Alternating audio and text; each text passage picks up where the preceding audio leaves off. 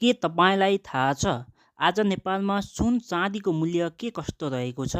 कतिले बढेको छ, कतिले घटेको छ र पछिल्ला केही दिनमा यसको मूल्यमा कस्तो उतार चढाव आएको छ? नमस्कार, डेली इकोनोमिक अपडेट युट्युब च्यानलमा तपाईँलाई स्वागत छ। आजको भिडियोमा हामी हेर्नेछौँ नेपाल सुनचाँदी व्यवसायी महासङ्घले तोकेको आजको दिनको छापावाला र तेजाबी सुनको मूल्य के कस्तो छ र हिजोको तुलनामा आज के कतिले घटबढ भएको छ भन्ने कुरा हुनेछ। साथै आज चाँदीको मूल्यमा हिजोको तुलनामा के परिवर्तन आएको छ त्यो कुरा पनि हामी हेर्नेछौँ। नेपालमा दसैँ, तिहार, छठ, तीज, विवाह, व्रतबन्ध, पास्नी जस्ता सांस्कृतिक र धार्मिक पर्वमा सुन चाँदीको माग अत्याधिक हुने गर्छ।